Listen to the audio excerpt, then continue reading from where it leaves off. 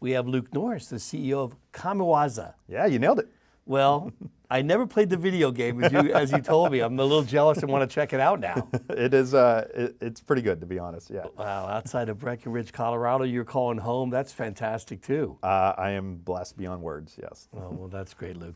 Hey, give me a level set out there. I love talking to CEOs and founders about where we are today in the AI revolution, if you will, in terms of deployments. You hear a lot of people talking about things, but where are we in terms of real world deployment? So this is the year. And I'm not saying that to be optimistic. I'm saying that because we have over 20 Fortune 500s and Global 2000s running significant production workloads. Okay. And this is the year that I think the boardrooms are moving from a test that they could talk to actual execution. Also, the macroeconomics that are happening right now, they're trying to find ways to buffer themselves and to sort of get more efficient at less cost. You know, I just did the keynote for Intel at Intel Vision, where we actually did a live demo with Department of Homeland Security, a massive scale project on them doing emergency preparedness, all via generative AI. So I really believe the software and the hardware are finally at the point the enterprise can do inferencing at extreme production workloads and really get the value out of it. So that means we're seeing case studies, stories about significant cost savings now that are showing up on the bottom line? So our typical customers are seeing cost savings of about $20 million within their first month. Wow. Typically around their ability to, I don't want to say cut, but transform maybe the relationship with consultants. Okay. So they no longer need the Deloittes and the Andersons that are doing very costly transition level work or modeling work. AI now can take that over overnight. And once you get that level of cost savings, you have the money to reinvest into it and really start to get some cool projects going. Right, so would we see the consulting firms then, just to kind of play it out, up-leveling their skills and happily utilizing these services directly or indirectly? You know, it's probably for a drink after this for you and I to talk through on that. I don't think their business models are truly going to allow them to be the right but you know consultant. What made me think about it was that I just read where IBM is going to be providing Microsoft services around AI solutions, and so it seems like we're creating some new ecosystem partnerships.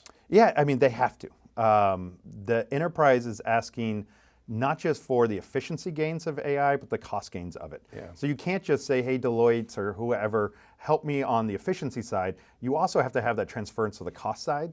And that really means a lot of it has to eventually be done in-house, but they need people to help them transform. Yeah. And that's where we're seeing these new ecosystems. They're just helping companies fish. Yeah. And once they learn to fish, they're off and running on their own. Right, teach a man to fish. You got it.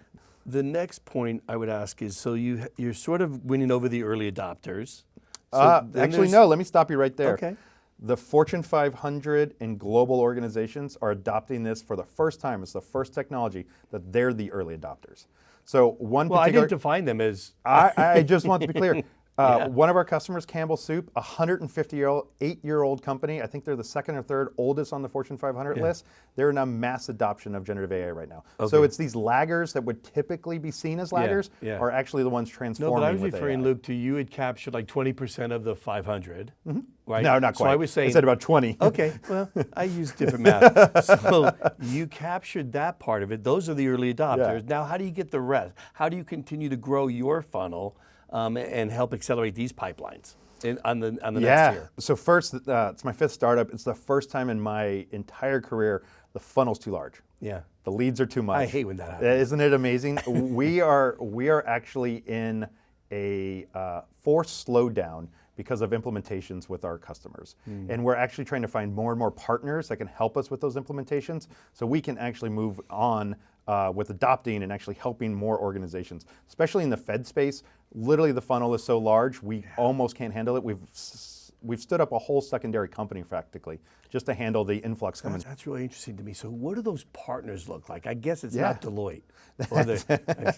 You know, we're looking for technology transformation partners. So somewhere between the typical value-added reseller that would sell the hardware and the Deloitte. So there's a really nice middle firm there. And the MSP. And the MSP type scenario. So like WWT, government acquisitions, these are amazing companies that fit in between the box seller and the service provider, and they're doing amazing delivery. There's a little vertical of government reseller integrator types, right, that serve that market. Yep. Are you seeing that ecosystem changing to adopt to the AI demand? Yeah, so AI is fueled so much right now on the training side, and there's just $1 billion after $10 billion sales, and they make the big headlines. But it's the fact that 2,000, 5,000 enterprises are going to adopt inferencing, actually running AI now. That's going to be the meaty center. Yeah. And we're finding the VARs that maybe couldn't contribute in those $1 billion sales are now focusing on that inference, that middle layer, and they're transforming their own organizations to sort of take advantage of that. One last question, and this has been a great conversation, but you're a busy guy.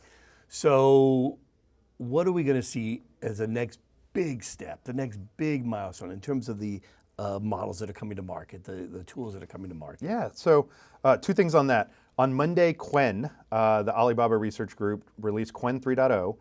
It's a public open weight model, so anybody can use it. All of our enterprises can use it.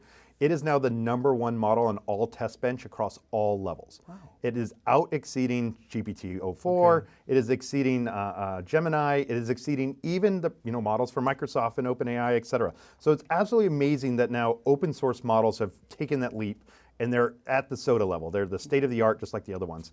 Second, the big thing, and I'm sure you've had 10 people already say this, MCP. Model Context Protocol. The ability to write once that an agent now can access this tool can be anything, you can write that, now you have a protocol for that to actually happen, and once one company writes that tool, they open source that MCP, agents now can access, I think the last I saw on the search engines was about 150 to 200,000 tools. I bet you just give it another 3 months, they'll be in the millions. So now agents can access anything with the best models in private ecosystems, i.e. they're public models, you can do this. It's going to change the enterprise and change the world. That's exciting times. It is. Well, I think you're going to have a hard time delivering all this demand that you have coming your way. But what a good problem to have, finally. I was going to say the pity in my heart is not that heavy. Yeah, I appreciate that. Thanks so much for your time. Of Thanks course. for stopping by. All right, thank you. Have a great show.